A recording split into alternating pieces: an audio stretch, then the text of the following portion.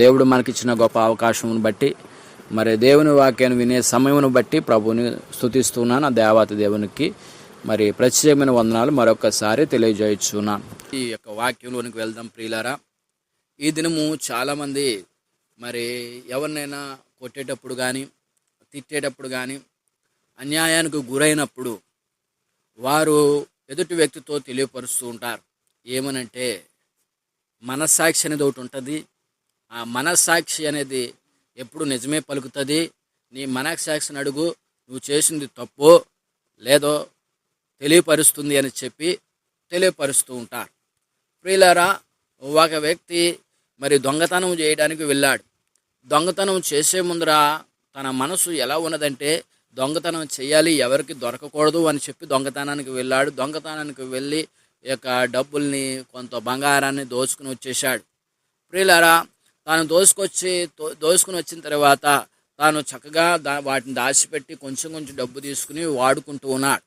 టీవీలో న్యూస్లో వస్తూ ఉంది, వారు తన కుమార్తె కొరకు వివాహం కొరకు బంగారం కొన్నామని ఆ యొక్క మరి అల్లుడి గారికి ఇవ్వడానికి కట్నాన్ని సిద్ధపరచమని, ఇప్పుడు పెళ్ళి ఆగిపోయింది, నా కూతురు అన్యాయం అయిపోయిందని చెప్పి వారు బోర్ను ఏడుస్తూ గుండెలు బాదుకుని ఏడుస్తూ ఉన్నప్పుడు ఆ సంఘటనను ఈ దొంగ కూడా చూశాడు. ఆ దొంగ చూసినప్పుడు ప్రియులారా, మరి కఠినమైన హృదయం కలిగిన కఠినమైన మనస్సు కలిగిన ఈ యొక్క దొంగ మరి బంగారం భలే దొరికింది, ఈ యొక్క డబ్బు బాగా దొరికిందని చెప్పి దొంగిలించిన ఆయన వారి పరిస్థితిని చూసి ఆలోచిస్తూ ఉన్నాడు. అనగా తన మనస్సాక్షి చెప్తూ ఉంది తనతోటి, నువ్వు దొంగతనం చూసావో వారి పరిస్థితి ఎలాగైపోయిందో, నువ్వు దొంగతనం చేయకపోతే ఆ బిడ్డ వివాహం బాగా జరిగేది, గ్రాండ్గా జరిగేది, నువ్వు దొంగతనం చేయడం ద్వారా కుటుంబం నాశనం అయిపోయిందని చెప్పి మనస్సాక్షి తనకు చెప్తూ ఉన్నప్పుడు తను తట్టుకోలేకపోతూ ఉన్నాడు. ఆహారం పుచ్చుకోవట్లేదు, అటు తిరుగుతున్నాడు, ఇటు తిరుగుతున్నాడు, మందు తాగుతున్నాడు.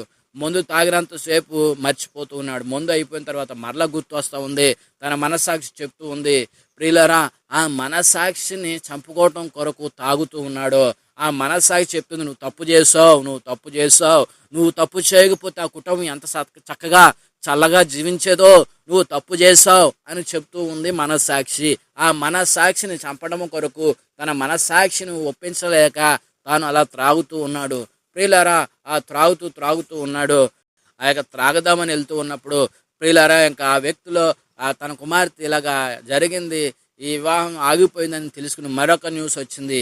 మరొక న్యూస్ చూస్తూ ఉన్నాడు. ప్రియులారా, ఆ వివాహం ఆగిపోయింది, ఇంకా డబ్బు లేదు, ఏమి లేదని చెప్పి వివాహం ఆగిపోయింది, నా కుమార్తె అన్యాయం అయిపోయింది, ఇలాగైపోయింది అలాగైపోయింది అని చెప్పి వారిని ఆ యొక్క న్యూస్లో చూపిస్తూ ఉన్నప్పుడు మరలా తన మనస్సాక్షి చెప్తూ ఉన్నప్పుడు తట్టుకోలేక వెళ్ళిపోయి పోలీస్ స్టేషన్కి వెళ్ళిపోయి లొంగిపోయాడు.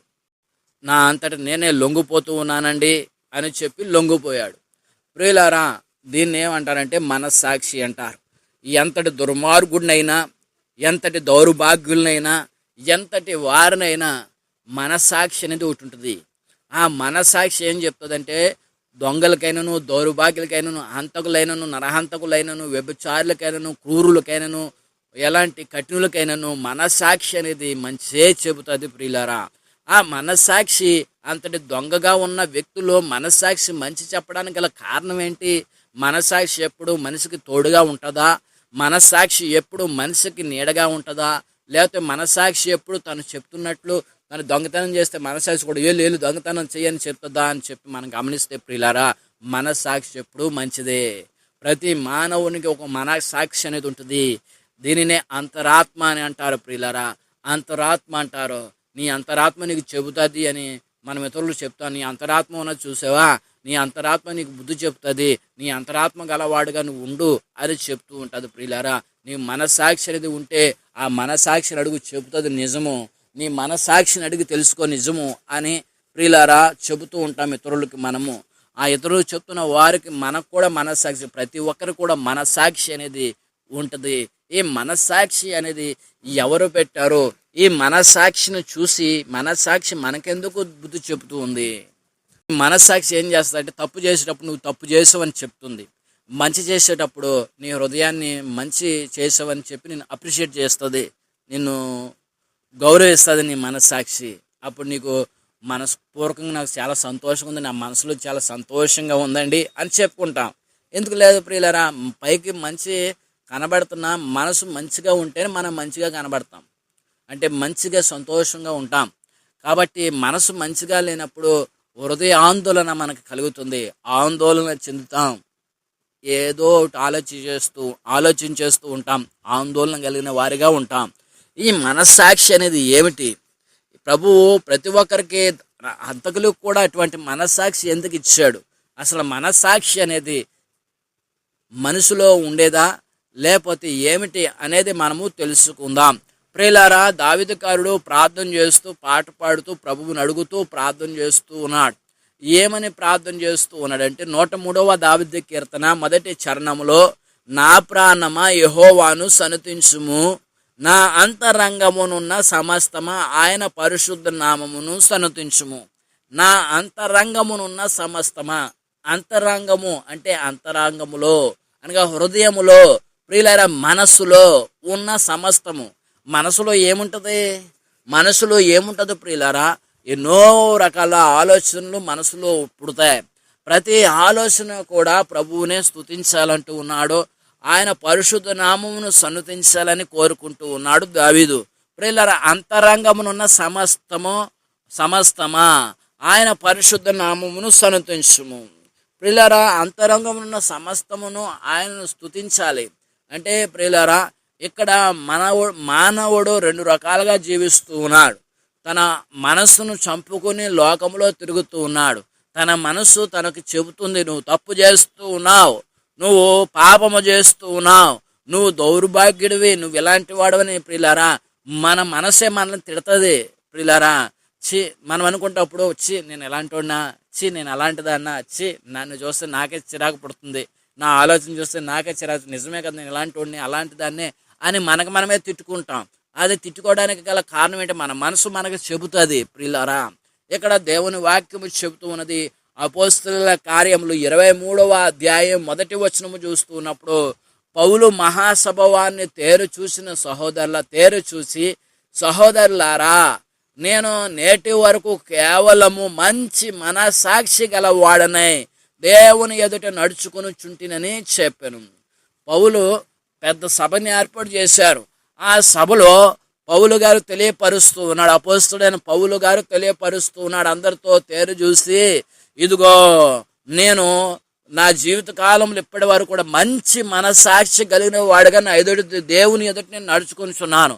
నా మనసు ఎలాంటిది అనుకుంటున్నారు? మంచి మనస్సాక్షి, నా మనసు మంచిది, మంచి మనస్సాక్షి కలిగిన వ్యక్తిగా నేను ఉంటూ ఉన్నాను. గడిచిన దినముల్లో మీకు తెలియపరచును, మనిషి మంచోడేనండి, గుణము అంటారు చూసారా, గుణము పలానా అని చెప్తారు చూసారా, మనిషి మంచోడే. గుణం దగ్గరికి వచ్చేసరికి ఏమంటారు ప్రియులారా? మంచి చేస్తే మంచి గుణం అంటారు, చెడు చేస్తే చెడు గుణం అంటారు. కాబట్టి ఇక్కడ పోస్టులైన పౌలు మంచి పనిని చేస్తూ ఉన్నాడు, దేవుని పోలి నడుస్తూ ఉన్నాడు, దేవుని యొక్క సువార్తను అందిస్తూ ఉన్నాడు. మనుష్యులు తన యొక్క పాపములకు పురుగొలుపుతూ ఉన్నప్పుడు, ఆ పాపములు చేస్తూ ఉన్నప్పుడు పాపమును పాపమని చెప్పి తాను ఎదురిస్తూ ఉన్నాడు. తన ప్రాణం మీదకు వచ్చినా కూడా మంచి లక్షణములు కలిగే, మంచి మనస్సాక్షి కలిగే జీవిస్తూ ఉన్నాడు. ప్రియులారా, నీకు తప్పు అని తెలిసినప్పుడు తప్పు చేసావనుకో, నీ మనస్సాక్షి నిన్ను గద్దిస్తుంది. మీరు జాగ్రత్తగా ఉండాలి. ఈ మనస్సాక్షిని బట్టి దేవుడు రేపు తీర్పు తీరుస్తాడు, మనిషిని బట్టి కాదు, మనిషి శరీరమును బట్టి కాదు. ప్రియులారా, మనస్సాక్షిని బట్టి దేవుడు తీరుస్తాడు. మనస్సాక్షి మంచిగా నిన్ను నడిపిస్తే ఆ మనస్సాక్షి నిన్ను చెడ్డగా నడిపిస్తుందో చూపిస్తూ ఉంటాడు రేపు దినాన. ప్రియమైన వారలారా, 1 పేతురు రాసిన పత్రిక 3వ అధ్యాయము 21వ వచనం, దానికి సాదృశ్యమైన బాప్తిస్మము ఇప్పుడు మిమ్మును రక్షించుచున్నది, అదేమనగా శరీర మాలిన్యము తీసివేయట కాదు గాని యేసు క్రీస్తు పునరుద్ధాన మూలముగా దేవుని విషయము నిర్మలమైన మనస్సాక్షినిచ్చు ప్రత్యుత్తరమే. యేసుక్రీస్తు వారి గురించిన విషయాలను మంచి మనస్సాక్షి ప్రత్యుత్తరం ఇస్తూ ఉంది. ప్రియులారా, నీ మనస్సాక్షి దేవుని గురించిన విషయాలను తెలియపరచడం, ఆయన గురించిన విషయాలను మనము గుర్తు చేసుకుంటూ మంచి జీవితము జీవిస్తూ రక్షణ మార్గంలో జీవిస్తూ ఉన్నప్పుడు నిర్మలమైన మనస్సాక్షి కలిగిన వారిగా మనము జీవిస్తామని దేవుని వాక్యం సెలవిస్తూ ఉన్నది. నిర్మలమైన మనస్సాక్షి అంటే కూడా మంచి మనసు అని అర్థము. నిర్మలమైన కూడా మంచిదే, ప్రియమైన నిర్మలమైనది. కపటమైన మనసు, నిర్మలమైన మనస్సాక్షి. ప్రియులారా, మనస్సాక్షి అంటే ప్రియులారా మీకు తెలియపరుస్తున్నాను, మనసు పలికే మాటే, మనసు చెప్పే మాటే సాక్షి. అది మనసు మనతో పలుకుతుంది. ఈ మనసు పలికే మాట నీ పక్కన వాడికి వినబడదు. నీ మనసు నీతో చెప్తూ ఉన్న మాటని ఎదుటి వ్యక్తికి, నీ బంధువులకి ఎవరికి వినబడదు. మనసు చెప్తున్న మాట నీకు వినబడుతుంది. ప్రియులారా, ఆ మనసు చెప్తున్న మాట నీకు వినబడుతుంది. ఇప్పుడు మీకు వాక్యం చెప్తూ ఉన్నాను, నేను మీకు వాక్యం చెప్తున్నాను, మీకు అర్థమయ్యేలాగా చెప్పమని నా మనసు నాకు చెబుతూ ఉంది. ప్రియులారా, చెప్పు, వారికి తెలియపరచు, మాట స్పష్టంగా చెప్పు, వారికి అర్థమయ్యేటట్లు చెప్పు అని నా మనసు ఇప్పుడు చెబుతుంది. ఇప్పుడు నువ్వు వింటూ ఉన్నప్పుడు అయ్యో నువ్వు ప్రియులారా, నీ మనసు వాక్యం వినాలని ఆశపడుతున్నా, నీ మనసు నీతో ఉన్నప్పుడు వాక్యం వినాలని ఆశపడుతున్నావు, నీ పక్కన పని ఉంది, ఆ పని వైపు చూస్తున్న నీ కళ్ళు ఇక్కడ ఆందోళన చెందుతూ ఉన్నా. ప్రియమైన దేవుని బిడ్డలారా, ఎవరి మనస్సాక్షిని బట్టి వారు నడిపించబడతారు. ఇక్కడ ఈ మనస్సాక్షి ఇప్పుడు వాక్యం వినడానికి ఇష్టపడుతూ ఉంటుంది.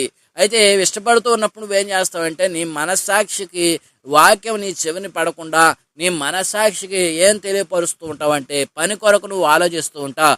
ఆ పని గురించి ఆలోచిస్తున్నప్పుడు నీ మనసు దాన్ని తెలుసుకుని అయ్యో పని ఉంది కదా నీకని తెలియపరుస్తూ ఉంటుంది. ప్రియులారా, మీకు అలారం లాంటిది మనస్సాక్షి, అలారం లాంటిది. నువ్వేమైతే ఆలోచిస్తున్నావో అది నీ మనసు తెలియపరుస్తుంది. నువ్వు ఆలోచించే ఆలోచన మంచిదా చెడుదా అనేది కూడా తెలియపరుస్తుంది. అది మంచో చెడో తెలియపరిచేది ఏంటిదంటే, దేవుని వాక్యం ప్రకారంగా జీవిస్తూ ఉన్నప్పుడు మంచి మనస్సాక్షి కలిగిన వారిగా ఉంటాం. దేవుని వాక్యాన్ని ప్రకారంగా జీవించకుండా లోకంలో జీవిస్తే చెడు మనస్సాక్షి అనేది ఉంటుంది. ప్రియులారా, అపవిత్రమైన మనస్సాక్షి ఒకటి ఉంటుంది. అపవిత్రమైన మనస్సాక్షి. నా మనసు ఎప్పుడు నాకు మంచి చెప్తుందండి అంటారు. నా మనసు ఎప్పుడు నాకు మంచి చెబుతుంది అంటారు.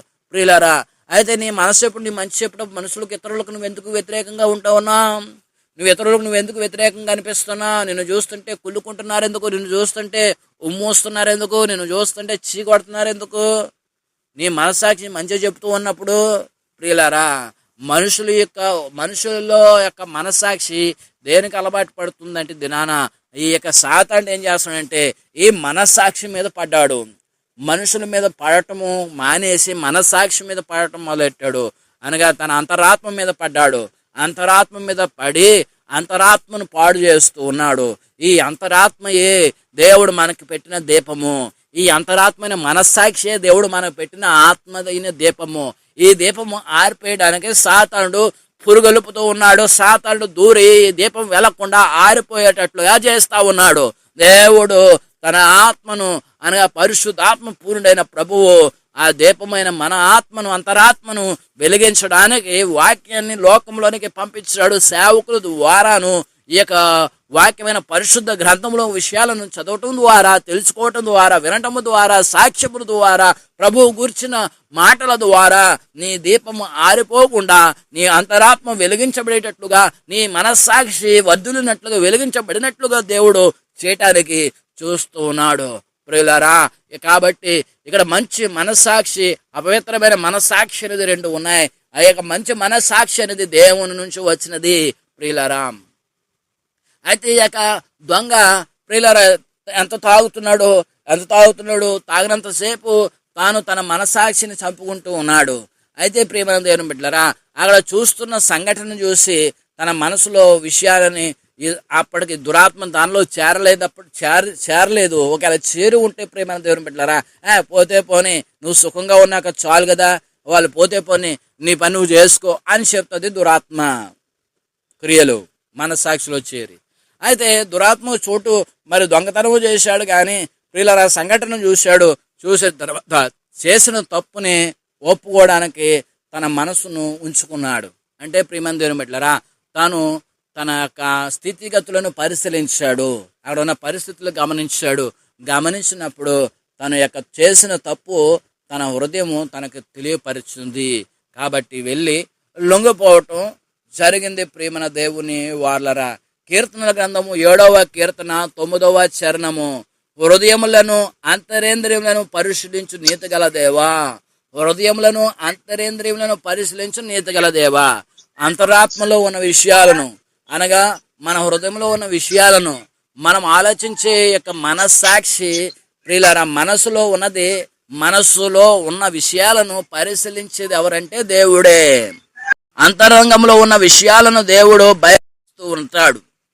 నీ మనసులో ఏమనుకుంటూ ఉన్నావో, హృదయంలో ఏమనుకుంటూ ఉన్నావో దేవుడు చెప్పేస్తూ ఉంటాడు.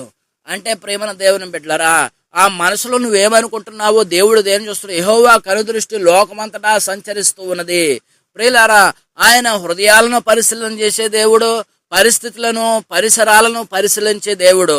ప్రియులారా, హృదయాంతరంగ భాగంలో ఆయనకు అడ్డు ఏది ఉండదు. భూదిగంతంలో దిగాంతంలోకి వెళ్ళి అక్కడ ఉన్నాడు, ప్రభువు చూస్తూ ఉన్నాడు. సముద్రం అంతరంగ భాగంలోకి వెళ్ళినా కూడా ప్రభువు అక్కడ చూడగల దేవుడు. ఆయన అగ్ని జ్వాలల వంటి కన్నులు గలవాడు. ప్రియులారా, దేవునికి ఏది కూడా మరుగైనది ఏది కూడా ఉండదు. ఆయన చూస్తున్న దేవుడు చూస్తూ ఉంటాడు. ప్రియులారా, కీర్తనల గ్రంథము 33వ కీర్తన 15వ చరణములో మనం చూస్తూ ఉన్నప్పుడు, ఆయన వారందరి హృదయములను ఏకరీతిగా నిర్మించిన వాడు, వారి క్రియలన్నీ విచారించువాడు, వారిని దర్శించువాడు. వారి క్రియలు, ప్రియులారా, మనుషుల యొక్క క్రియలు చేతితో చేసే ముందరే ఆలోచిస్తూ ఉంటాడు. ఈ ఆలోచనలను ఎరిగిన దేవుడు హృదయములను ఏకరీతిగా నిర్మించిన వాడు ఆయనే. ప్రతి ఒక్క హృదయాలను నిర్మించిన వాడు, గుండె భాగములను ఏర్పాటు చేసిన వాడు ఆయనే. మనసును సిద్ధం చేసిన వాడు ఆయనే. వారి క్రియలని కూడా విచారించువాడు ఆయనే. ప్రేమన దేవుని వాళ్ళరా, ఇక్కడ సీసీ కెమెరాలన్నీ పెడుతూ ఉంటారు. సీసీ కెమెరాలు అంటారు ప్రేమన దేవుని బిడ్డలారా. సెంటర్లో పెడుతూ ఉంటారు, స్కూళ్ళల్లో పెడుతూ ఉంటారు, కాలేజీల్లో పెడుతూ ఉంటారు, పలానా చోట స్టేషన్లో, ఎయిర్పోర్ట్లో అలాంటి చోట పెడుతూ ఉంటారు. ప్రేమన దేవుని బిడ్డలారా, లోపల దానికి టీవీకి కనెక్ట్ చేసి దానికి పరిశీలన చేస్తూ ఉంటారు. మనుషులు ఎటు వెళ్తున్నారు. వారు మనుషులను చూస్తారు. సీసీ కెమెరాలో మనుషులను చూస్తారు. ఈ సీసీ కెమెరాలో వారి మాటలే వినబడవు, కానీ మనుషుల యొక్క వారి యొక్క మరి త్రోవలు, వారి యొక్క నడవడిక అంతా కూడా గమనిస్తూ ఉంటారు. ప్రియులారా, దేవునికి మనం ఎలా నడుస్తూ ఉన్నామో, కూర్చుండుట, లేచుట సమస్తం చూస్తాడు. అంతేకాదు హృదయంలో ఏం ఆలోచిస్తున్నామో కూడా పరిశీలిస్తాడు దేవుడు. మనం పైరూపానే చూడగలము, కానీ దేవుడు అంతరంగంలో ఉన్న భాగములను, అంతరంగ పురుషుడిని కూడా చూడగల దేవుడు. అంతరంగంలోని ఆలోచనలు కూడా ఎరిగిన దేవుడు. ప్రియులారా, ఇక్కడ మీరు జాగ్రత్తగా వినండి. నెబుకద్నెజరు తన కలభావమును తెలియపరుస్తూ ఉన్నాడు. తన కలభావము గురించిన విషయాలను ఎంతో మందిని చెప్పాలనుకున్నాడు, కానీ తన కళను మర్చిపోయాడు. దానియేలు వచ్చాడు. దానియేలు వచ్చినప్పుడు దానియేలుతో నువ్వు జ్ఞానము గల, ఆత్మ జ్ఞానము గలవాడు అని, మనసులో ఉన్నది ఏదైనా సరే చెప్పేస్తావని నేను ఎరిగి ఉన్నాను, నేను కలగన్నాను, ఆ కలభావం ఏంటో నువ్వు చెప్పు అని చెబుతూ ఉన్నాడు. ప్రియులారా, అంతే ఇక దానియేలు చెప్తూ ఉన్నాడు, దేవుని చిత్తం అది నా ప్రకారం ఏమి కాదు, దేవుడు దాన్ని సిద్ధం చేసేవాడు. బెల్షజర్ కాలంకి వచ్చేసరికి, ఇక నెబుకద్నెజరు యొక్క కుమారుడు కాలంకి వచ్చేసరికి, ఈ బెల్షజర్ కూడా ప్రేమల దేవుని బిడ్డలారా, ఇక అరచేయి వచ్చి మెనే టేక లోపార్సిస్ అని చెప్పి గోడ మీద రాస్తున్నప్పుడు ఆ యొక్క అనేక మందిని తీసుకుని వచ్చాడు. ఎవరో కూడా దాని భావం తెలియపరచలేదు. అయితే ఇక్కడ దానియేలును తీసుకుని వచ్చారు. దానియేలును తీసుకుని వచ్చినప్పుడు దానియేలును అడుగుతూ చెబుతూ ఉన్నాడు. దానియేలు గ్రంథం 5వ అధ్యాయం 14వ వచనం, దేవతల ఆత్మయు వివేకములను బుద్ధియు విశేష జ్ఞానమును నీ యందున్నవని నిన్ను గూర్చి వింటిని.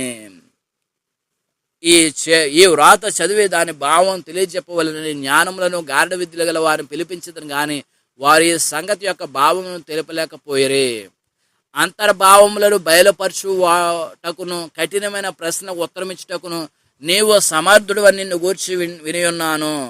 ప్రియులారా, అంతర్భావములను బయలుపరచుటకును, అంతర్భావములు మనసులో ఉన్న విషయాలను, అంతర్భావములను తెలియలేని వాటిని తెలియపరచే విశేష జ్ఞానము, లెస్సైన జ్ఞానము నీ దగ్గర ఉన్నదని నేను విన్నాను అని బెల్షజరు దానియేలుతో చెబుతూ ఉన్నాడు. ప్రియులారా, ఈ విశేష జ్ఞానము, ఆత్మల జ్ఞానము ఈ ఎవరనంటే దానియేలు నిమిత్త మాత్రుడు. దానియేలుకి దేవుడే తెలియపరుస్తూ ఉన్నాడు. ప్రియులారా, కాబట్టి దానియేలుకి తన ఎదుటి వ్యక్తిలో ఉన్న మనసులో ఉన్న విషయాలు తన నిమిత్త మాత్రుడు తెలియదు. దేవుడే తనకు తెలియపరుస్తూ ఉన్నాడు. దేవుడే తన మనసులో తొంగి చూసి, బెల్షజరు మనసులో తొంగి చూసే దేవుడు, నీ మనసులోనికి తొంగి చూసే దేవుడు, ఆ ఆలోచనలు ఎరిగిన దేవుడు, విని తెలియపరిచే దేవుడు. ప్రియులారా, కాబట్టి ఆయనకు మరుగైనది ఏది కూడా లేదని మనము గమనించాలి.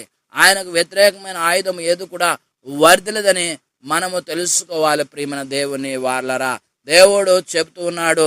ఈ యొక్క దేవుని వాక్యం తెలియపరుస్తుంది, ఆయన ఏకరీతిగా నిర్మించిన వాడు క్రియలను విచారించువాడని. ఇర్మీయా గ్రంథము 17వ అధ్యాయము 10వ వచనం. ఒకని ప్రవర్తనను బట్టి వాని క్రియల ఫలము చొప్పున ప్రతీకారము చేయుటకు యెహోవా అను నేను హృదయమును పరిశోధించువాడను, అంతరేంద్రియములను పరీక్షించువాడను.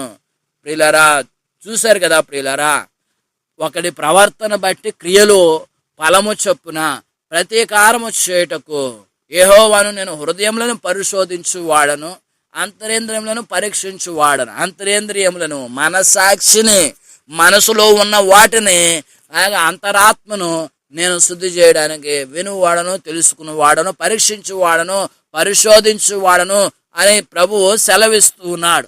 ప్రియులారా, ఎవరైనా మన దగ్గరకు వచ్చారనుకోండి, వారి క్రియలు ఒకవేళ మన దగ్గరకు వచ్చి మాట్లాడే మాటలు, చేసే చేతలు మనం చూసి చెబుతాం. అయితే దేవుడు మన దగ్గర రాకమునిపే, అనగా వారు అనుకుంటున్నప్పుడే మనసులో ఏమనుకుంటున్నారో చేయకమునిపే చెప్పేసే దేవుడు మన దేవుడు. ఒక వ్యక్తిని హత్య చేయడానికి వెళ్తూ ఉన్నప్పుడు, హత్య చేసిన తర్వాత మనుషులు చూసి నువ్వు చూసింది చూసినట్లు చెప్పు అని సాక్షులను అడుగుతూ ఉన్నప్పుడు, నేను చూస్తున్నప్పుడు కత్తి తీసుకొచ్చి నరికేశాడండి అని సాక్షి చెబుతాడు. ప్రియులారా, దేవుడు మనుషుల జ్ఞానమును బట్టి లక్ష్యము చేయడు గాని అంతరంగంలో ఉన్న విషయాలను బట్టి లక్ష్యము చేస్తాడు. ప్రియులారా, ఆయన చూస్తూ ఉన్నప్పుడు కత్తి ఆయన చేతిలో ఉండొచ్చు. ప్రియులారా, తను నరుకుతూ ఉన్నప్పుడు చూస్తున్నప్పుడు తనే నరకుండొచ్చు. ప్రియులారా, అది నిజమే అవ్వండొచ్చు. ప్రియులారా, అయితే దేవుడు తాను ఎప్పుడైతే ఆలోచించాడో, ప్రారంభం ఎక్కడుందో, అసలు ఈ నరికే ప్రారంభం మనసులోని దేవుడు నువ్వు చేయటమే కాదు, నువ్వు చేయాలనుకున్నది తప్పని దేవుని వాక్యం సెలవిస్తుంది.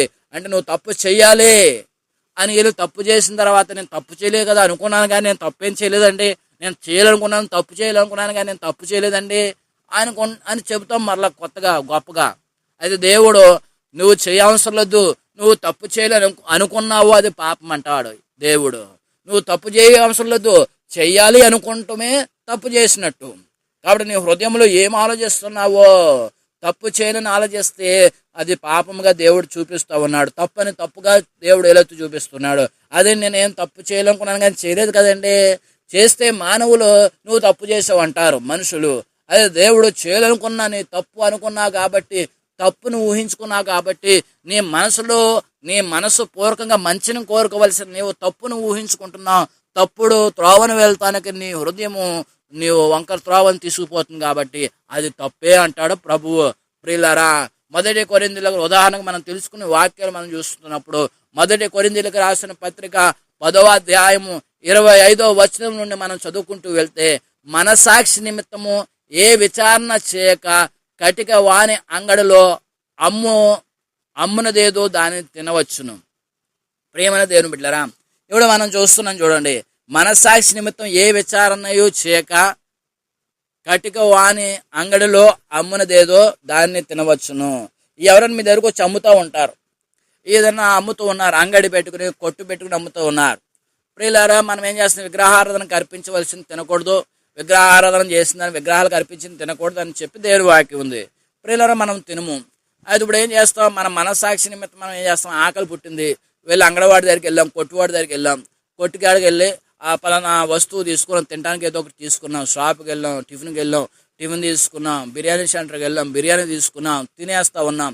అయితే ఆ షాప్ వాడు ఏం చేస్తాడు, విగ్రహారాధకుడు అనుకో, తను మొట్టమొదటికి వండిన వెంటనే కొంత భాగం చేసి ఫోటో దగ్గర పెట్టేస్తాడు. తీసుకెళ్ళి పూజలు చేసి ఆవిడ మొట్టమొదటిగా తీసుకున్న డబ్బులు కూడా తీసుకెళ్ళి చుట్టూ తిప్పుకుని దండం పెట్టుకుని దాంట్లో గల్ల పెట్టులు వేసుకుంటాడు. ప్రియులారా, అది మనకు సంబంధం లేదని దేవుని వాక్యం చెప్తుంది. ఏనంట, నీ మనస్సాక్షి నిమిత్తము ఏ విచారణ చేయక, నీ మనస్సాక్షి అయ్యో, అప్పుడు నువ్వు అదేం ఆలోచించుకుంటూ నువ్వేం చేస్తావు, ఆకలి అని వెళ్ళి ఆకలి వేసేస్తుందని చెప్పి తినేస్తున్నావు. అది తప్పు కాదు. అయితే నువ్వు తినేటప్పుడు అయ్యో ఇతడు ఇది పూజ చేస్తున్నాడో, అయ్యో ఇలా చేస్తున్నాడో, ఇతను విగ్రహారాధికుడు, మనం తినొచ్చా అనుకుంటూ తింటే అది పాపం అని దేవుని వాక్యం చెప్తూ ఉంది. అదే మీకు తెలియపరుస్తూ ఉన్నాను. ప్రియులారా, నువ్వు అక్కడ ఎదురుగా నీ పూజ చేస్తుంది చూసినా కూడా నీ మనస్సాక్షికి అది నీ మనసులోకి చేరినంత వరకు నువ్వు చూసి తినేయవచ్చు. అయితే ఆడ పూజ చేస్తూ నీకు పెడుతూ ఉన్నప్పుడు మొట్టమొదటి భాగం తీసుకెళ్ళి ఆడ పెడుతూ ఉన్నప్పుడు తర్వాత నీకు తీసుకొచ్చి పెడుతూ ఉన్నప్పుడు ఆకలి మీద ఆలోచించి నువ్వు అది తప్పు అనే ఆలోచన నీలోకి రాగనంతసేపు నువ్వు ఏదో ఆకలి మీద తినేసావు, అది తప్పు కాదని దేవుని వాక్యం సెలవిస్తుంది.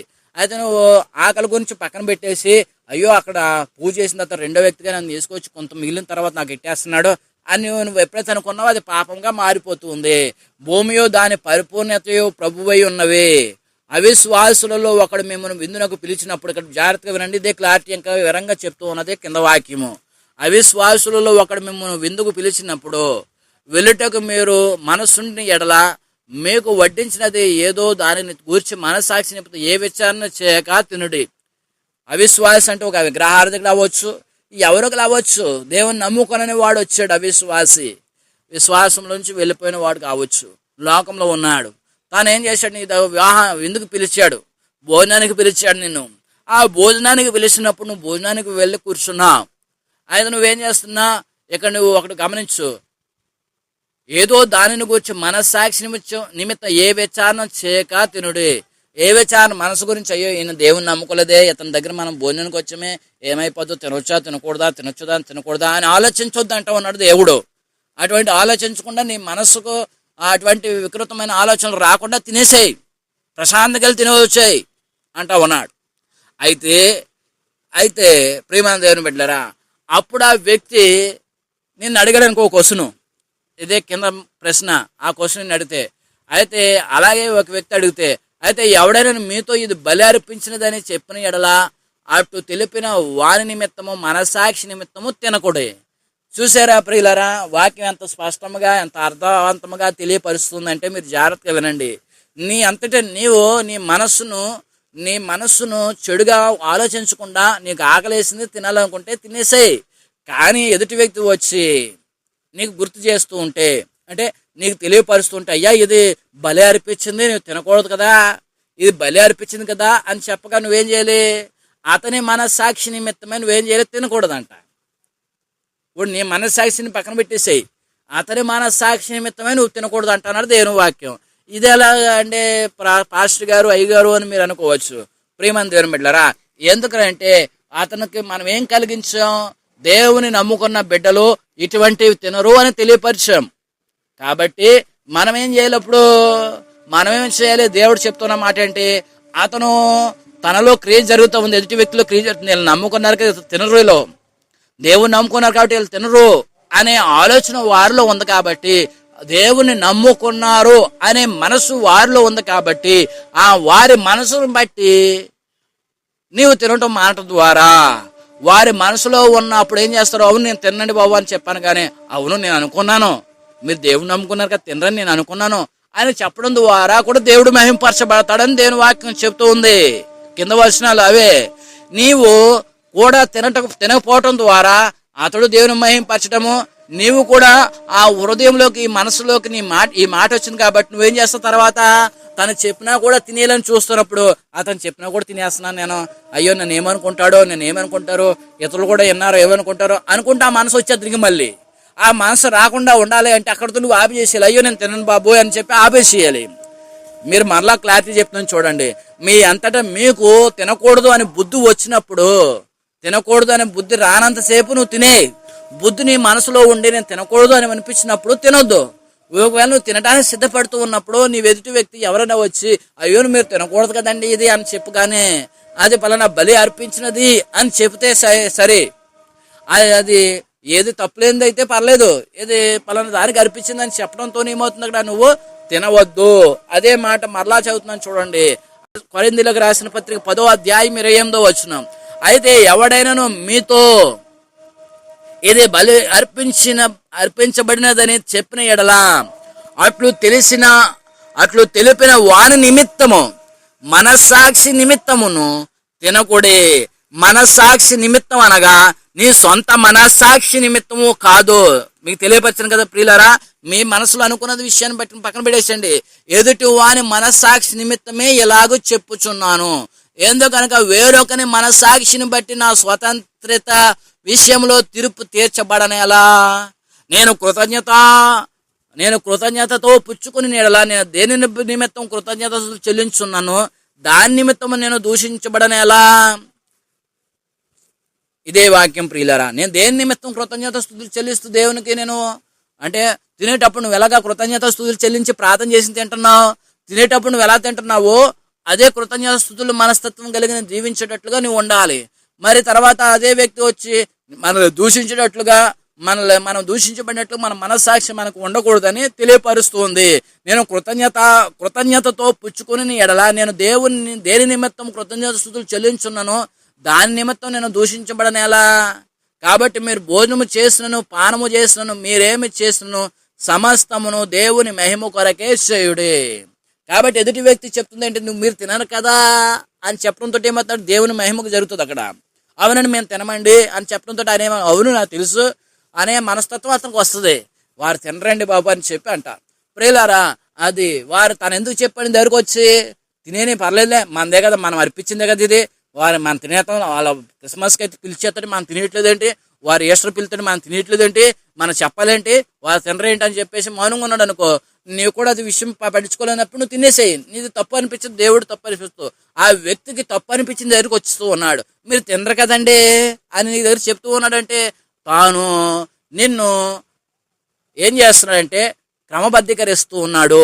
అనగా తాను దేవుని దృష్టిలో మీరు ఒక విధముగా ఎంచబడిన వారుగా ఉన్నారు కాబట్టి అది తనకి తప్పుగా ఎంచబడుతూ ఉంది కాబట్టి తను చెప్పిన తర్వాత నువ్వేం చేస్తావు, నువ్వు వారి నిమిత్తమే దేవుని ఎదుటి వాని మనస్సాక్షి నిమిత్తమై నీవు తినవద్దు అని దేవుని వాక్యం సెలవిస్తూ ఉంది. ఎదుటి వారి మనస్సాక్షి నిమిత్తమే తినవద్దు, నీ మనస్సాక్షిని బట్టి కాక ఎదుటి వారి మనస్సాక్షి నిమిత్తమే తినవద్దని దేవుని వాక్యం సెలవిస్తుంది. హెబ్రీయులకు రాసిన పత్రిక 9వ అధ్యాయం 14వ వచనంలో మనం చూస్తూ ఉన్నప్పుడు నిత్యుడగు ఆత్మ తను దేవునికి నిర్దోషణగా అర్పించుకుని క్రీస్తు యొక్క రక్తము నిర్జీవ క్రియను విడిచి జీవముగల దేవుని సేవించుటకు మీ మనస్సాక్షిని ఎంతో ఎక్కువగా శుద్ధి చేయను. జీవముగల నిత్యుడుగా ఆత్మ తను దేవునికి నిర్దోషిగా అర్పించుకున్న క్రీస్తు యొక్క రక్తము, నిర్దోషిగా ఎంచబడిన క్రీస్తు యొక్క రక్తము మన మనస్సాక్షిని ఏం చేస్తుందంట, శుద్ధి చేస్తూ ఉందంట. అంటే దేవుని యొక్క నిర్దోషి యొక్క రక్తము, ప్రభు అయిన యేసుక్రీస్తు వారి యొక్క రక్తము మన యొక్క హృదయములను మన యొక్క మనస్సాక్షిని శుద్ధి చేస్తూ ఉంది ప్రియులారా, పరిశుద్ధపరుస్తూ ఉంది, మన హృదయాన్ని శుద్ధి చేస్తూ ఉంది. ఆ పాత నిబంధన కాలంలో అయితే ఇక్కడ ఏం చేశారంటే ప్రియులారా, శాస్త్రులు పరిసరులు యాజకులు ఆ యొక్క సుంకరుల ఇంట్లకి ప్రియులారా ఇతరుల ఇంట్లకి వెళ్ళేవారు కాదు, పాపుల ఇంట్లకి వెళ్ళేవారు కాదు. అది యేసుక్రీస్తు వారు వచ్చి మనస్సాక్షి నిమిత్తమే నేను పాపులను పిలువవచ్చితని కానీ నేను రక్షించబడిన ఆత్మ నీతిమంతుల కొరకు కాదని యేసు ఎందుకు చెప్తూ ఉన్నాడు ప్రియులారా? ఇక్కడ యేసుక్రీస్తు వారు తన మనస్సాక్షి నిమిత్తమే అనగా పాపులకు యొక్క మనసు మార్చడము కొరకు తన మనస్సాక్షిని వారిలో పెట్టడానికి అనగా క్రీస్తు తన రక్తమును వారి మీద తన కొరకు ప్రాణము పెట్టడానికి సిద్ధంగా ఉన్నాడు. కాబట్టి ఆయన ప్రాణం పెట్టే ముందర ఆయన అనేక మంది నశించిన ఆత్మలను ఒక చోటుకి చేర్చడం కొరకు ఆయన ప్రేమను పంచిపెట్టడానికి వెళ్తూ ఉన్నాడు. మొదటిగా ఆయన బ్రతుకున్నంత కాలము ప్రభు పరలోక పరిశుద్ధమైన ప్రేమను పంచిపెట్టారు, చనిపోయిన తర్వాత రక్షణను తెలియపరిచారు, పరిశుద్ధమైన రక్తము ద్వారా మనల్ని శుద్ధులుగా చేస్తూ ఉన్నాడు, మన మనస్సాక్షిని శుద్ధి చేస్తూ ఉన్నాడు ఆయన రక్తం ద్వారా. తీతుకు రాసిన పత్రిక 1వ అధ్యాయము 15వ వచనం ఇందాక తెలియపరచడం కదా ప్రియులారా, అపవిత్రమైన మనస్సాక్షి అని. పవిత్రులకు అన్నియు పవిత్రములుగానే అపవిత్రులకును అవిశ్వాసులకును ఏది అపవిత్రమైనది కాదు, వారి మనసును వారి మనస్సాక్షియు అపవిత్రపరచబడి ఉన్నవి. ప్రియులారా, వారి మనస్సాక్షి పవిత్రులకు అన్ని పవిత్రములే, పవిత్రంగా ఉన్నవారికి అన్ని పవిత్రములుగానే కనబడతాయి. మీరు జాగ్రత్తగా వినండి, మీరు వెళ్ళి తినడానికి వెళ్ళారు, అది మీకు ఎలా ఉంది, పవిత్రంగానే కనబడ్డది. మీరు ఏదైనా ఆలోచించగలి అది అందరూ మనుషులందరూ చూడగా అందరూ మంచి వారుగానే కనబడతారు, పవిత్రులకు అన్ని పవిత్రంగానే కనబడతాయి. సిగరెట్తో చూసేవారు చీకటి పచ్చకాలంలో వచ్చిన వాడికి లోకమంతా పచ్చగానే కనబడుతుంది అని ఎలా తెలియపరిచారో పరిశుద్ధులకు పరిశుద్ధులుగానే మనం కనబడతాం. అయితే అపవిత్రులకు అవిశ్వాసులను ఏది అపవిత్రమైనది కాదు ప్రియమైన దేవుని బిడ్డలారా. కాబట్టి అపవిత్రులకు అవిశ్వాసులకును ఏది అపవిత్రమైనది కాదు, వారి మనసును వారి మనస్సాక్షి అపవిత్రపరచబడి ఉన్నవి. కాబట్టి వారి మనసు వారి మనస్సాక్షి, మనసు పలికే మాట సాక్షి, మనస్సాక్షి. వారి మనసు అంటే వారు పలికే మాట, మనసు పలికే మాట కూడా అపవిత్రమైనవి ప్రియులారా. ఈ అపవిత్రమైనది ఎప్పుడు వస్తుందంటే అపవిత్ర ఆత్మ వారిలో చేరుతూ ఉన్నప్పుడు, అపవిత్రాత్మ వారిలోకి దూరినప్పుడు, అపవిత్రమైన కార్యములు వారిలోకి చేరినప్పుడు వారు ఆ యొక్క అంతరంగంలో ఉన్న సమస్తమును వారు పాపాత్ములంగా సిద్ధం చేసుకుంటూ ఉంటారు ప్రియులారా. వారు ఎలాంటి మనస్తత్వం కలిగి ఉంటారంటే వాత వేయబడిన మనస్సాక్షి కలిగిన వారుగా వారు ఉండరు. వారు ఆత్మను చంపుకుని వారి మనస్సాక్షిని చెడు కార్యములకు ఉపయోగించి చెడ్డ తలంపులు కలిగిన వారిగా వారు ఉంటూ ఉంటారు ప్రియులారా. ఈ కీర్తన గ్రంథం 16వ కీర్తన 7వ చరణంలో, నాకు ఆలోచనకర్తమైన యెహోవాను స్తుతించెదను, రాత్రి గడియలలో నా అంతరేంద్రములకు నాకు బోధించుచున్నవి. ప్రియులారా, ఇప్పుడు మీకు తెలియపరుస్తున్నాను, మంచి మనస్సాక్షి కలిగిన వారికి తన మనసులో నువ్వు తప్పు చేస్తూ ఉన్నావని చెప్పి బోధించేది ఎవరో తెలుసా? ఇప్పుడు చెప్తున్నది అనగా మన ఆత్మలో చేరి తెలియపరిచేది ఎవరంటే దేవుడే మనకు తెలియపరుస్తాడు. ప్రియులారా, నాతో మాట్లాడాడు నా దేవుడు. మాట్లాడాడు. ఎలా మాట్లాడాడు? గోడ పక్క వచ్చి మాట్లాడాడు, ఆకాశంలోకి వచ్చి మాట్లాడాడు, చెట్టు ద్వారా, పుట్ట ద్వారా, సేవకుల ద్వారా ఏదో ఒక విషయంలో చెప్తూ ఉంటాం ప్రియులారా. కానీ దేవుడు ఎలా మాట్లాడతాడో తెలుసా? మన అంతరాత్మ ద్వారా అనగా మనస్సాక్షి ద్వారా మాట్లాడతాడు మనతోటి. దేవుడు నాతో మాట్లాడు, నీతో మాట్లాడు. ఎలా మాట్లాడతాడో ఎక్కడో మాట్లాడతాడో మన చెవిని పెడితే చెవికి వినబడే మాటలు మనకు వినబడవు. దేవుడు మెల్లగా స్వరమెత్తి మాట్లాడే స్వరము నీ మనసుతో మాట్లాడతాడు, మనసులో నుంచి తెలియపరుస్తాడు. దావీదు కాడు అదే తెలియపరుస్తాడు, నాకు ఆలోచనకర్త అయిన యెహోవాను స్తుతించెదను, రాత్రి గడియలలో నా అంతరేంద్రియములకు నాకు బోధించున్నవి. అంతరేంద్రియంలో తన అంతరాత్మ, తన మనస్సాక్షి తనకి బోధిస్తూ ఉందంట దావీదుకి. ఎవరు బోధిస్తున్నారు? ఎవరు తన హృదయంలోనికి వచ్చి చెబుతూ ఉన్నారంటే ఇక్కడ ఈ కీర్తన గ్రంథం 26వ కీర్తన 2వ వచనం, యెహోవా నన్ను పరిశీలించును, నన్ను పరీక్షించును, నా అంతరేంద్రంలో నా హృదయంలో పరిశోధించును. ఆయన పరిశోధిస్తూ ఉన్నాడు. కీర్తన గ్రంథం 51వ కీర్తన 6వ చరణము, నీవు అంతరంగములలో సత్యము కోరుచున్నావు, అంతర్యమున నాకు జ్ఞానము తెలియజేయుదువు. చూసారా, ఇదే మాటను తెలియపరుచున్నాను. నా అంతరంగంలో సత్యమును కోరుచున్నావు, చెడు ఆలోచనలు రాకుండా సత్యమును కోరుచున్నా. నా అంతరాత్మ, నా మనస్సాక్షి అంతా నాకు జ్ఞానము తెలియజేయుదువు. ప్రియులారా, నాకు చెబుతుంది ఎవరు? ఇక దావీదుకి జ్ఞానంతో నడవమని చెప్తుంది ఎవరో? దేవుడే. నీకు జ్ఞానంతో నడవమని చెప్తుంది ఎవరో? దేవుడే. ఈ సమయం ఇవాళ 6 గంటల ప్రార్థన, ఇదిగో ఇండియా టైం ప్రకారం 6 గంటల ప్రార్థనకి వెళ్ళిపోవాలి నువ్వు అని చెప్తుంది ఎవరో? నీ దేవుడే. నీ అంతరాత్మతో నీతో మాట్లాడుతూ ఉన్నాడు. దేవుడు ప్రత్యేకంగా వచ్చి నీ ముఖాముఖిగా వచ్చి నీ ఎదురుగా నిలబడి మాట్లాడు, నీ అంతరాత్మ ద్వారా అనగా నీ మనస్సాక్షి ద్వారా నీతో మాట్లాడుతూ ఉంటాడు. ప్రియులారా, ఈ తర్వాత నీకు పని వస్తున్నప్పుడు మీ మేడం గారు, మీ యజమానులు పిలుస్తూ ఉన్నప్పుడు ఈ కొద్దిసేపు వాక్యం వినేసి వచ్చేస్తా వెళ్ళు అని చెప్పి నీ అంతరాత్మ చెప్తూ ఉంటది. ప్రియులారా, దాని ప్రకారం నువ్వు నడుచుకుంటూ ఉంటావు. కాబట్టి దేవుని ఆత్మ అదే తెలియపరుస్తూ ఉంటుంది ప్రియులారా. దేవుని మాటలు అదే తెలియపరుస్తూ ఉంటాయి. దేవుని వాక్యం అదే చెప్తూ ఉంటది. లోక సువార్త 11వ అధ్యాయం 39వ వచనం, అందుకు ప్రభు వెట్లా, నేను పరిసయ్యులైన మీరు గిన్నెయు పల్లెమును వెలుపల శుద్ధి చేయుదురు గాని మీ అంతరంగము దోపుతోనూ చెడుతరముతోనూ నిండి ఉన్నది. ఇక్కడ యేసుక్రీస్తు వారు ఇక్కడ ఆహారం పుచ్చుకోవడానికి వెళ్తూ ఉన్నారు.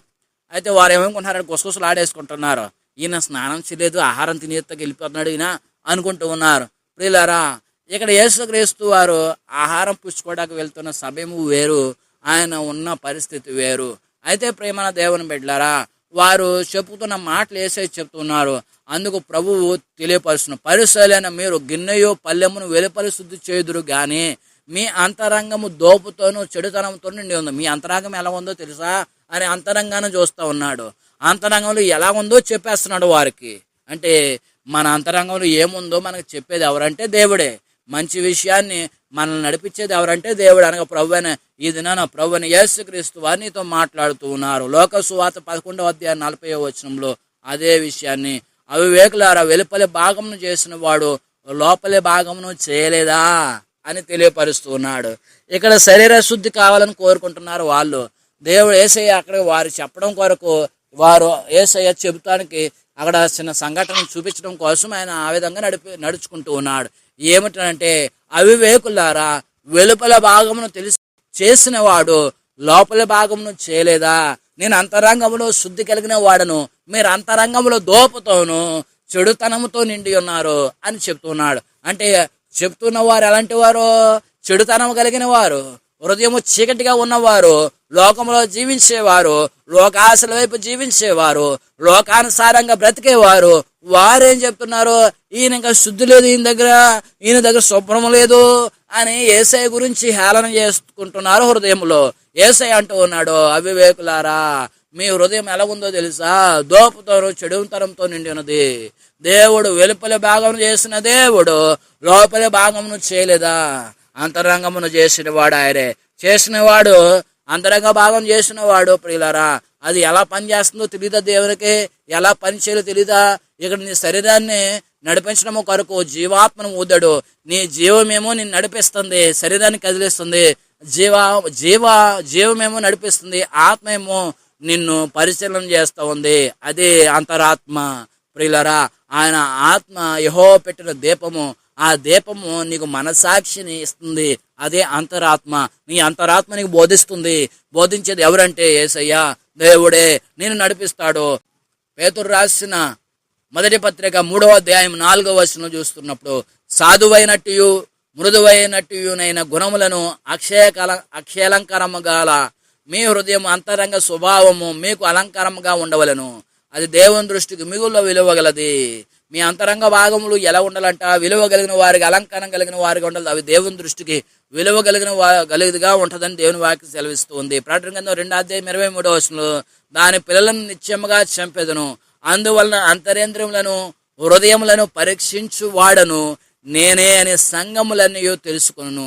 మరియు మీలో ప్రతి వానికి వాని క్రియల చొప్పున ప్రతిఫలం ఇచ్చదును. ఇక్కడ యేసుక్రీస్తు వారు ప్రకటన గ్రంథములో ఈ యొక్క పద్మాసు దీపములో ప్రభు అయిన యేసుక్రీస్తు వారు ఆ యొక్క ఆత్మవశుడైన యోహానుతో పరిశుద్ధుడైన యోహానుతో తెలియపరుస్తూ ఉన్నాడు. అంతరేంద్రియములను హృదయములను పరీక్షించు వాడను నేనే. పరిశీలించి ఏం చేస్తాను? నేను వాని క్రియల చొప్పున ప్రతిఫలం ఇస్తాను. చూసారా ప్రియులారా, వారి క్రియల చొప్పున ప్రతిఫలం ఇస్తాడు. ఆ క్రియలు ఎక్కడ పుట్టాయి? హృదయంలో పుట్టాయి, ఆ మనసులో పుట్టాయి. ఆ మనసుకు సాక్షిగా యేసయ్య ఉన్నారు. మనసుకి ఆత్మనిచ్చాడు. అవే రేపు దినాన మనస్సులో ఉన్న అంతరాత్మ, మన అంతరాత్మే మనకు విరోధముగా సాక్ష్యము పలుకుతుంది రేపటి దినాన. మొదటి యోహాను రాసిన పత్రిక 3వ అధ్యాయము 20వ వచనంలో ఆ మాటను మనము చూస్తాం. ప్రియులారా, మన హృదయం మన యందు దోషారోపణ చేయని ఎడల దేవుని ఎదుట ధైర్యము గలవారు మగుదుము. మన హృదయం మన యందు మనలో దోషము ఉందని చెప్పని ఎడల, మనలో దోషం లేదని మన హృదయం చెప్పలేనప్పుడు అప్పుడు ఏం చేస్తాం? దేవుని ఎదుట మనం ధైర్యముగా నిలబెడతాం. మన హృదయంలో దోషం ఉన్నదని మన హృదయమే చెప్తూ ఉన్నప్పుడు, దేవునికి చెప్తూ ఉన్నప్పుడు, అంటే అంతరాత్మ దేవునికి చెప్తున్నప్పుడు మనం ధైర్యము కలిగిన వారిగా మనం ఉండము అని ఈ వాక్యం యొక్క అర్థము. కాబట్టి మన హృదయం మన యందు దోషము చేసామని ఆరోపణ చేయని ఎడల, అంటే నీలో ఏ దోషం లేదు కాబట్టి ఆ హృదయము చెప్పదు. నీ అంతరాత్మ దేవుని ఎదుట ఆ విధంగా చెప్పదు. నీలో దోషం ఉంటే దోషమున్నదనే చెప్తుంది. దోషారోపణ చేయని ఎడల దేవుని ఎదుట ధైర్యము గలవాడవగుదువు. అంటే ధైర్యము కలిగి జీవిస్తావు, నిలబడతావు, ఆయన ఎదుట నిలబడతావు, తల ఎత్తుకుని నిలబడతావు. ప్రకటన గ్రంథం 20వ అధ్యాయం 13వ వచనం, సముద్రము తనలో ఉన్న మృతులను అప్పగించెను, మరణము పాతాళ లోకము వాటి వశమునున్న మృతులను అప్పగించెను, వారిలో ప్రతి వాని క్రియల చొప్పున తీర్పు పొందెను. క్రియలు చేష్టలు క్రియలనగా ప్రారంభించడానికి ముందర ప్రియమైన దేవుని బిడ్డలారా ఆలోచించేవి క్రియలు. ఆ క్రియలకు చేష్టలు చేసిన క్రియలు, ఆ క్రియలకు ఆ యొక్క ప్రారంభము. ప్రియులారా, చేసిన తప్పుకి చేష్టలు, అవన్నీ కూడా దేవుడు చూస్తూ ఉన్నాడు. యేసుకేలు గ్రంథం 34:17, నా మంద విషయమై దేవుడినైన యెహోవానకు నేనే సెలవిచ్చినది ఏమనగా, గొర్రెకును మధ్యను, గొర్రెలకును పొట్టేలకును మధ్యను, గొర్రెలకును మేకపోతులకు మధ్యను భేదము కనుగొని నేను తీర్పు తీర్చెదను. ఏ భేదము లేకుండా భేదములను బట్టి నేను తీర్పు తీరుస్తానని చెప్పి దేవుని వాక్యం సెలవిస్తుంది. ప్రియులారా, ఎవరికి ఎటువంటి తీర్పు తీర్చాలో దేవుడు తీర్పు తీరుస్తూ ఉంటాడు. యోహాను సువార్త 8వ అధ్యాయం 15వ వచనము, మీరు శరీరమును బట్టి తీర్పు తీర్చుచున్నారు, నేనెవరికి తీర్పు తీర్చను. ప్రియులారా, ఎవరిని బట్టి తీర్పు తీరుస్తారు? మనుషులు శరీరమును బట్టి తీర్పు తీరుస్తారు. అయితే యేసుక్రీస్తు వారు ఆత్మను బట్టి తీర్పు తీరుస్తాడు. 2 పేతురు రాసిన పత్రిక 1వ అధ్యాయం 19వ వచనం, మరియు ఎంతకంటే స్థిరమైన ప్రవచన వాక్యం మనకున్నది. తెల్లవారి వేకు చుక్క మీ హృదయములలో ఉదయించు వరకు ఆ వాక్యము చీకటి గల చోటును వెలుగుచ్చు దీపమునై ఉన్నది. దాని యందు మీరు లక్ష్యముంచిన ఎడల మీకు మేలు. కాబట్టి ప్రియమైన దేవుని వాళ్ళరా, ఆత్మయందు మనము వెలిగించబడిన వారుగా, మన హృదయంలో వాక్యాన్ని ఉంచుకుని వెలిగించబడే వారుగా మనము ఉండాలి. ప్రియమైన దేవుని బిడ్డలారా, చివరిగా 1 యోహాను రాసిన పత్రిక 5వ అధ్యాయం 6వ వచనము, నీళ్ళ ద్వారాను రక్తము ద్వారాను వచ్చిన వాడు ఈయన అనగా యేసుక్రీస్తు. ఈయన నీళ్లతో మాత్రమే కాక నీళ్లతోనూ రక్తముతోనూ వచ్చును. ఆత్మ సత్యము గనుక సాక్ష్యం ఇచ్చేవాడు ఆత్మయే. కాబట్టి రేపు దినాన ఆత్మయ్య ఉన్న దేవుడు, ఆత్మ మనస్సాక్షి సాక్ష్యం ఇస్తూ ఉన్నాడు. ఆత్మయే సాక్ష్యము చెబుతాడు. కాబట్టి ఆత్మ మనకి రేపు దినాన దేవుని ఎదుటి నిలబడినప్పుడు మన ఆత్మయే మనకు సాక్ష్యము చెబుతుంది. ప్రియులారా, నేను మాట్లాడలేక నా నోరు మూసుకున్నానండి అనుకుంటే నీ ఆత్మని నీలో ఉన్న అంతరాత్మే మాట్లాడేస్తుంది బయటికి. ప్రియులారా, నీ ఎదుట నీలో ఉన్న అంతరాత్మ ఇప్పుడు దాకా నీతో మాట్లాడింది, నీతో మాట్లాడి నీకు చెప్తూ ఉంది. ఎందుకన్నా నీ బ్రతుకునంత కాలం నీకు చెప్తానే ఉంటుంది. నీ అంతరాత్మ నీతో చెప్తూనే ఉంటుంది. నీ మనస్సాక్షి నీతో చెప్తూనే ఉంటుంది. మంచి చెప్తుంది, మంచి చెప్తుంది, చెప్తుంది చెప్తుంది చెప్తుంది చెప్తుంది నీ అంతరాత్మ మనస్సాక్షి నీకు మంచి పలుకుతూ మంచి మాటల చేత నీకు బోధిస్తూ ఉంటుంది. దాని ప్రకారంగా నువ్వు జీవించకపోతే, అంతరాత్మను చంపుకుని ఆత్మహత్య చేసిన ఎడల నీవు తీర్పులోనికి వచ్చినప్పుడు విడవబడిన వారికి తీర్పు సంఘం ఎత్తబెడుతుంది. తీర్పుల కాలంలో రాకమునుపు దేవుని అంతరాత్మ కలిగి జీవించేవారు, మనస్సాక్షిని అంతరాత్మ పూర్వకంగా మంచి మనస్సాక్షి కలిగి జీవించేవారు తీర్పులోనికి రారు.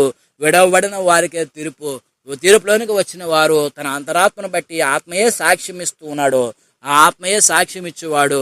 ఆ ఆత్మ ఎవరంటే పరిశుద్ధాత్మ. ఆత్మయ్య దేవుడే సాక్ష్యం ఇస్తూ ఉన్నాడు. ఆ ఆత్మయే మనలో నుండి మనకు మాట్లాడుతూ ఉంటుంది. ఆ పరిశుద్ధాత్మ మనకు బోధిస్తూ ఉంది. నీ ఆత్మ నీతో ఉన్నది, నీ ఆత్మ నీలో ఉన్నది. నువ్వు ఒంటరివాడివి కాదు, ఒంటరి దానివి కాదు. నీతో నుండి నడిపిస్తూ ఉన్న ఆత్మతో నువ్వు మాట్లాడు. నీ ఆత్మతో నువ్వు ఎప్పుడు కూడా నీకు చెప్పుకో. నీ అంతరాత్మతో చెప్తూ మాట్లాడుకునే ఎడల దేవుడు నీతో మాట్లాడతాడు. ఇతరులకు చెప్పడం కాదు, నీ మనసుతో నువ్వు మాట్లాడుతూ ప్రభువుకి తెలియపరచుకో. ప్రభువా నీ మనసులో ప్రభువుని ఆరాధించు, ప్రభువుకి తెలియపరచు, దేవునిలో ఉండు, దేవుని ఆత్మలో బలపడు, మంచి మనస్సాక్షి కలిగి జీవించు. నీకు మనస్సాక్షి అనేది ఉన్నదా? ఉంటే మంచి మాటల చేత బతుకు, దేవుని మాటల చేత ఎదుగు, దేవునిలో ఫలించు. ఈ వాక్యం ద్వారా దేవుడు మిమ్మల్ని దీవించి ఆశీర్వదించును గాక. ఆమేన్.